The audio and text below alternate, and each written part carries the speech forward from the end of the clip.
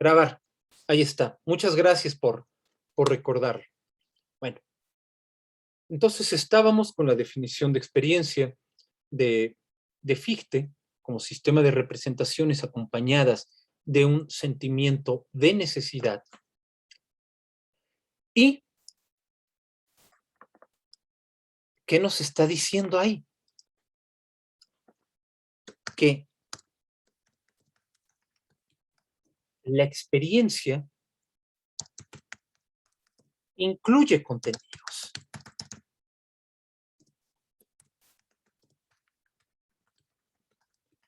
Las representaciones de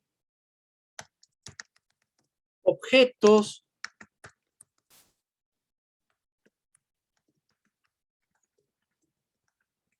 digo, estados de cosas.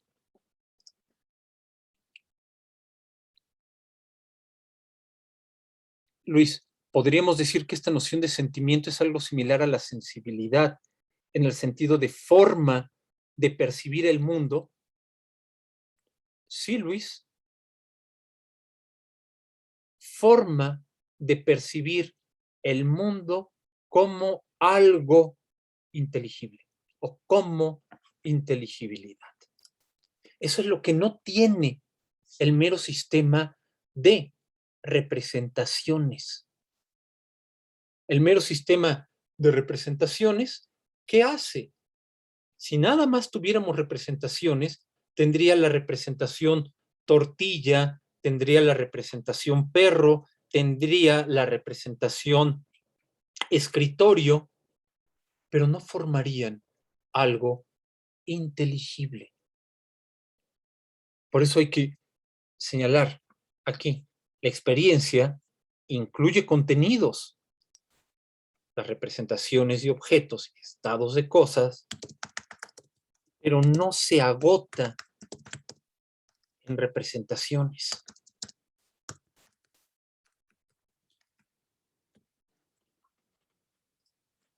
En segundo lugar,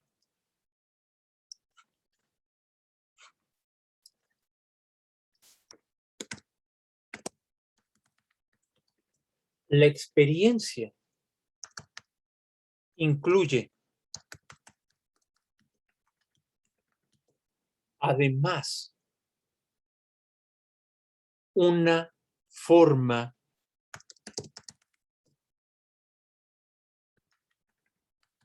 necesaria. Este es el elemento kantiano.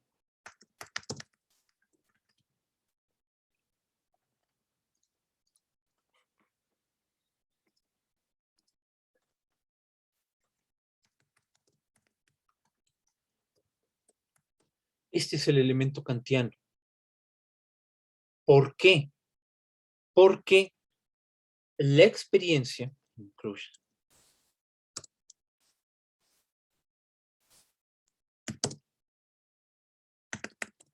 se refiere a las condiciones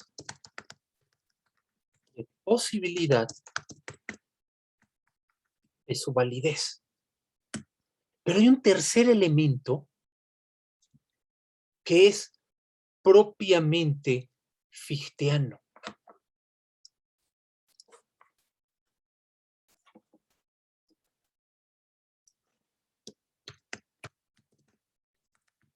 Además, un tercer elemento propiamente fichteano. ¿Cuál es ese tercer elemento? La experiencia como un todo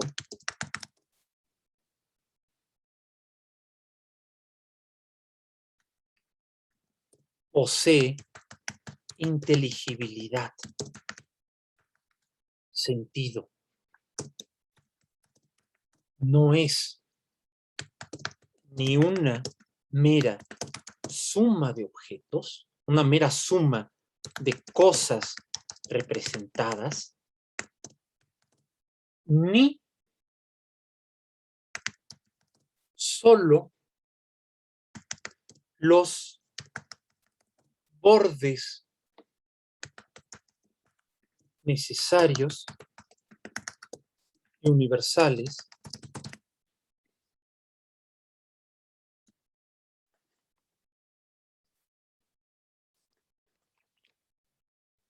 para que no suene redundante, que delimitan lo que puede aparecer como objeto dentro de ella. Este tercer elemento, ahora sí lo guardo, este tercer elemento no es un elemento que esté en Kant, no es un elemento que Kant tematice, trate, no. Para la filosofía trascendental de Kant, ¿qué es la experiencia? Es el campo de la manifestación posible que está delineado, determinado por condiciones a priori. Es decir, que tienen validez universal y necesaria. Pero lo que está señalando Fichte es, pero cuando aparece la experiencia aparece ya con sentido, ya nos es inteligible. No es que llegue a un espacio donde hay objetos, no, llego a mi estudio. No es que tenga únicamente una emisión de jugos gástricos acompañada por cierto chirrido, cierto ruido. No, me chillan las tripas de hambre. Es decir, la experiencia aparece, acontece con sentido. Ese es el punto del sentimiento. Y ahí es donde está esto que Iván vio también, detectó también su compañero Iván, la contradicción. ¿Por dónde hay una contradicción? Hay una contradicción entre la necesidad y el sentimiento. ¿Por qué? Porque mientras la necesidad se refiere a lo que su tocayo, Joel Iván, se refería como un marco abstracto, es decir, se refería como algo que tiene lugar independientemente de contenidos particulares e independientemente de cómo se vivan y cómo tengan sentido para un sujeto, el sentimiento es un elemento subjetivo, es un elemento que se refiere a cómo vivimos la experiencia en primera persona. Parece ser que si queremos considerar la necesidad que rige a las representaciones, es decir, las reglas válidas y universales a priori que determinan qué puede aparecer como objeto, únicamente estamos hablando del campo de la necesidad. El elemento subjetivo, la perspectiva de primera persona no cuenta, pero si consideramos el elemento que está en primera persona, cómo se nos presenta de hecho algo en la experiencia como algo ya provisto de sentido y que no meramente se lo sumamos, parece ahí que no hay necesidad. Ahí es donde parece que está no parece, ahí es donde hay una contradicción. Si nos vamos por el lado de la necesidad, tenemos el espinosismo. si nos vamos por el lado de la perspectiva en la primera persona, parece ser que estamos haciendo todo menos filosofía. Estamos haciendo un feliz recuento de cómo se nos presenta el mundo. ¿Qué es lo que hace, lo que hará el idealismo? Resolver esa contradicción, mostrar que solo en el sentimiento es posible discernir la necesidad. Pero antes, Juan Iván, adelante, venga. Una duda con la categoría de sentimiento, Sí, y si es a priori o si es, digamos, de alguna forma subjetivable, porque me la intuyo o la imagino como algo que está desde antes de la experiencia. Es decir, sentido, luego experiencia. podríamos decir, es el sentido y eso es ya la experiencia. No es algo, el sentimiento no es algo que esté antes de la experiencia, porque en ese caso parece ser que el sentimiento pondría la dirección y pondría el sentido, y la experiencia pondría los objetos o las representaciones de objetos que han de tener un sentido o una inteligibilidad. Pero la idea de Fichte es, no, la experiencia es ya sentido. En esa medida, el sentimiento es la forma inmediata, la forma, ¿sí? Inmediata en la cual acontece la experiencia. Y lejos Entonces, de ser un obstáculo para entender la necesidad, para entender el cómo, es la única manera en la cual podemos entender la validez, la única manera en la cual podemos entender el ius, es decir, el derecho. Hay una, déjenme decirlo así, en el inicio, en la introducción a la crítica de la razón pura, está esta frase tan citada en la que Kant señala, todo nuestro conocimiento comienza con la experiencia, pero no todo conocimiento procede de la experiencia. El comienza con se refiere a un hecho. ¿A qué? A que tengamos representaciones de objetos. Pero lo segundo, no todo conocimiento procede de, ahí es donde está refiriéndose este derecho, a este ius, es decir, la validez de la experiencia no es algo que inicie, que comience con la representación de un objeto. Bien,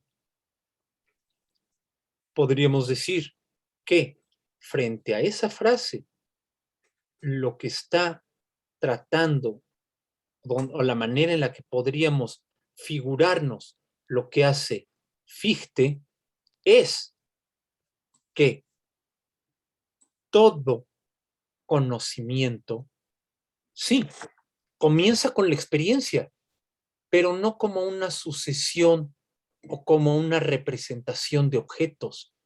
Todo conocimiento comienza con la experiencia porque lo primero que tenemos es inteligibilidad. El que haya un mundo inteligible que tenga sentido, que el sentido sea bueno o malo, eso ya es distinto, pero ese es el elemento inmediato y fundamental. Y en él, dentro de él, es que tenemos que encontrar la validez.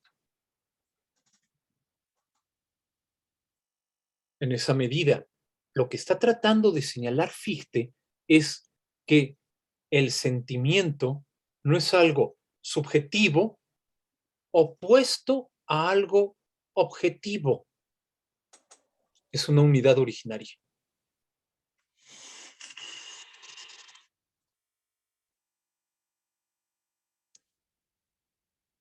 Si la experiencia es el sistema de las representaciones acompañadas del sentimiento de necesidad,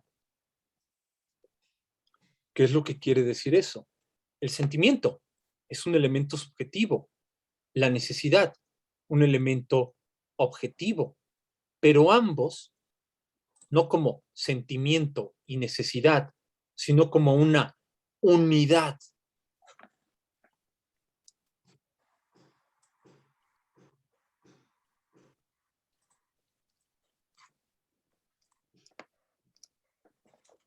Sino como una unidad.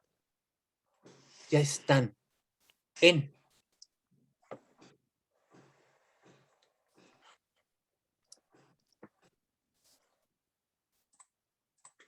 la experiencia. Sentimiento de necesidad es unidad de lo subjetivo, el sentimiento, y lo objetivo.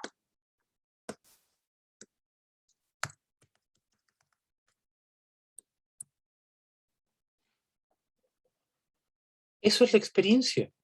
La experiencia es esa unidad de lo subjetivo y lo objetivo.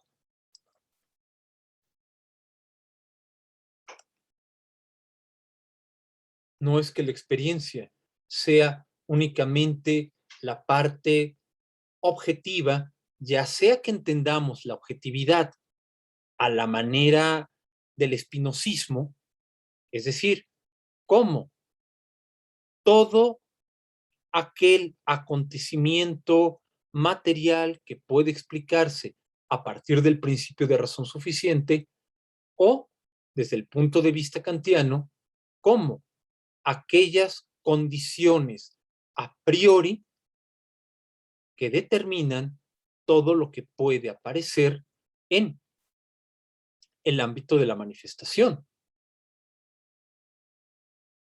Es esa unión, esa fusión de ambas. En esa medida, la experiencia, ¿qué es? Si no depende de alguna otra cosa, no depende de algún otro elemento externo para poder explicar su sentido, para poder explicar su inteligibilidad.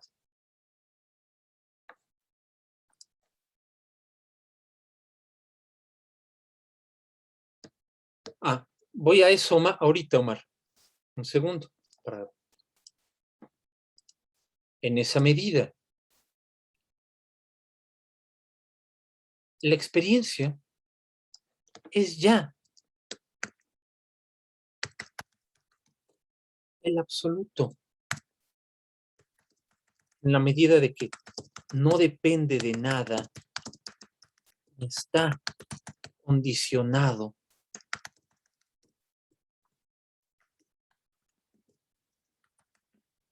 por otra cosa.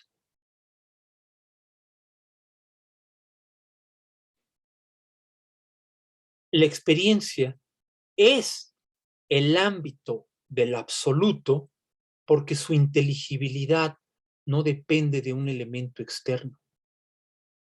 Para que sea inteligible el agrado que me produce beberme en la mañana la taza de café, no es que tenga que sumarle, tenga que añadirle algo al objeto, al café.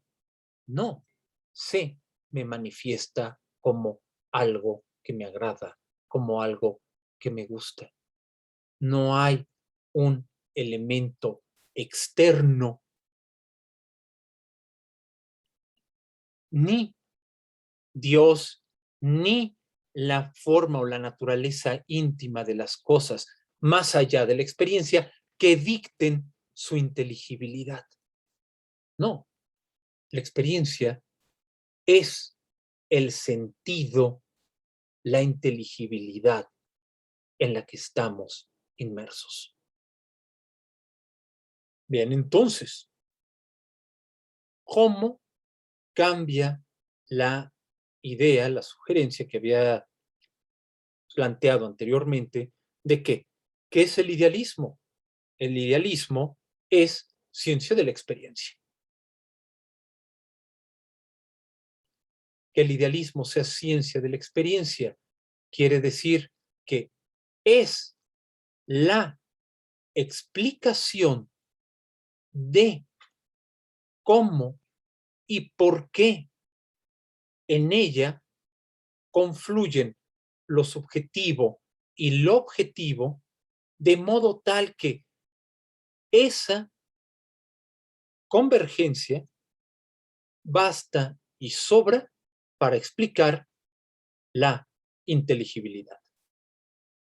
Lo que quiere hacer el idealismo, en breve, en tanto ciencia de la experiencia, es explicar cómo y de qué manera el mundo nos resulta inteligible.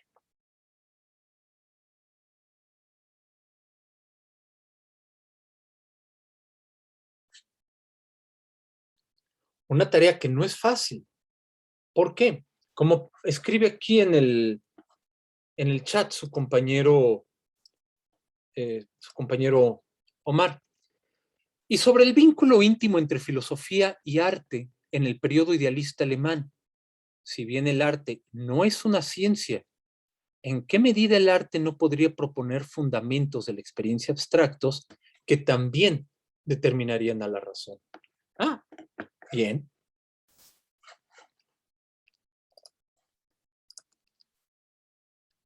¿Por qué es tan importante el arte? Y como lo será el arte, lo serán el lenguaje, la historia, la naturaleza. Piensen un segundo, un momento en esos términos. Lenguaje, arte, historia, naturaleza. ¿Qué característica en común tienen? La característica que tienen en común, que en el caso particular de la pregunta que ha hecho su compañero Omar por el arte, es que estamos hablando de formas de inteligibilidad que no pueden entenderse como la mera suma, el mero agregado de partes individuales. Solamente el todo es el que nos está manifestando su sentido como obra de arte o como expresión lingüística o como época, en el sentido de época histórica o en el sentido mismo de una naturaleza. En breve, arte, naturaleza, lenguaje e historia son totalidades no abstractas. Son totalidades concretas en las cuales lo subjetivo y lo objetivo confluyen. Y son importantes para este periodo. Para Fichte no tanto, pero sí son importantes para este periodo. ¿Por qué? Porque si el propósito de la filosofía es dar cuenta de la experiencia, vean, perdón, cómo cambia el, el sentido de esta expresión de mostrar el fundamento de toda experiencia posible con el que comenzamos la sesión de este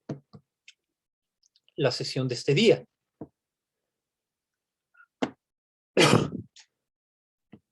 ya no estamos, hablar del fundamento de toda experiencia posible, ya no es hablar de una base, de una especie de banco, de mesita, donde estarían montadas las figuritas de porcelana de la experiencia, así como la gran Villa Coca-Cola. No, hablar del fundamento de toda experiencia es explicar cómo en ella lo subjetivo, el sentimiento y el objetivo están íntimamente vinculados, pero al mismo tiempo diferenciados. ¿Cómo diferenciamos distintos sentidos de lo que tiene lugar en la experiencia? Eso es dar cuenta del fundamento de toda experiencia posible. Mostrar cómo la experiencia es el absoluto, cómo la experiencia es ese absoluto en el cual subjetivo y objetivo están unidos, pero no revueltos, sino diferenciados. El problema es que ese propósito plantea una enorme dificultad al lenguaje conceptual. ¿Por qué? Porque quien emplea el lenguaje conceptual ya está partiendo, ya está haciendo abstracciones, ya está trabajando con conceptos que no nos presentan el todo, sino una parte.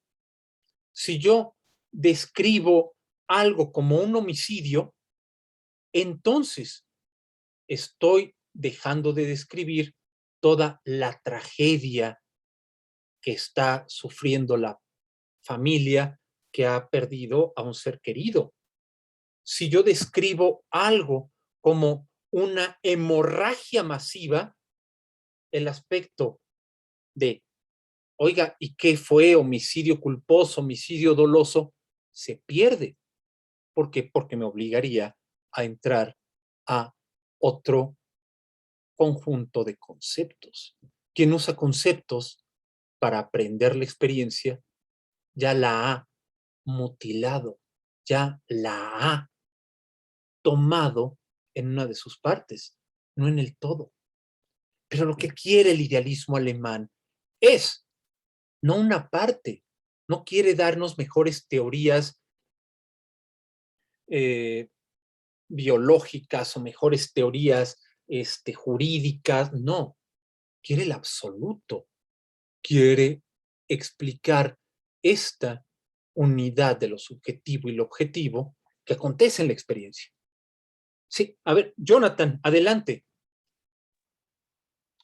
Bueno, tengo una duda, profesor. En cuanto a esto que mencionaba, pues no sé si intuyo bien hacia dónde va esto de mediante los conceptos es que se fragmenta o se hacen a un lado pues otras ciertas impresiones que sí se encuentran en la experiencia. Sí.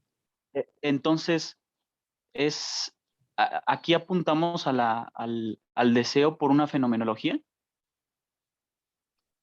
No sé. En el caso de Hegel. Así es. Sí, lo que hace Hegel es mostrar que el lenguaje de la conciencia, porque la conciencia siempre tiene que, para que la conciencia trabaje, siempre tiene que trabajar con algo particular. Siempre. El trabajo de la conciencia, aunque sea verdadero, siempre es parcial. Y lo que hace la fenomenología, por eso dice, la fenomenología es el cambio. ¿Qué dice en la introducción? Es ese camino de la desesperación. Pero es el camino de la desesperación, no porque digo, ay, no entiendo nada, ya tengo que entregar mañana el trabajo de Hegel, etcétera, no creo poder salvar el semestre. No, no es esa la desesperación. Es la desesperación de que la conciencia quiere encontrar una forma de aprender, en el Fibonacci, aprender el absoluto. Pero todo lo que puede obtener son visiones particulares.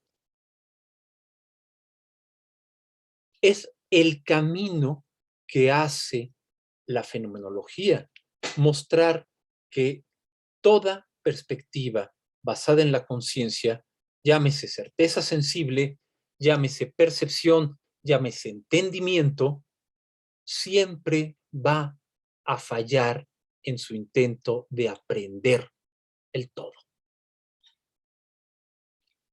Por eso, la fenomenología desemboca en una lógica.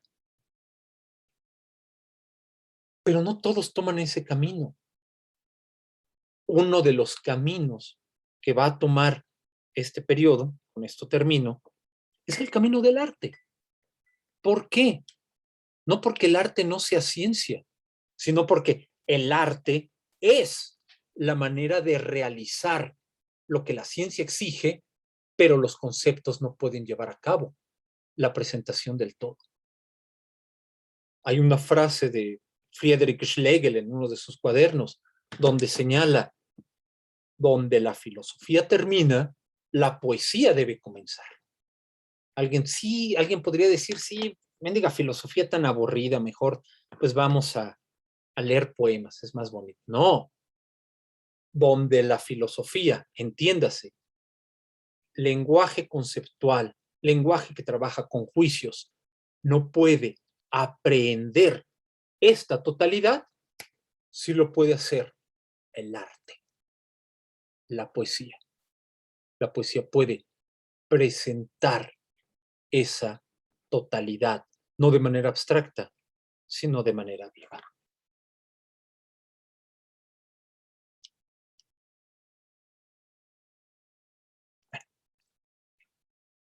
Creo que se nos ha terminado el tiempo.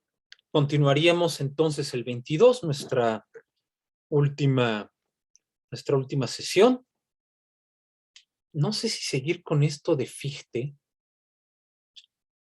o seguir con estas ideas, yo creo que es lo que... Seguir con estas ideas, con este orden de ideas, pero metiendo a Hegel, quien piensa en abstracto.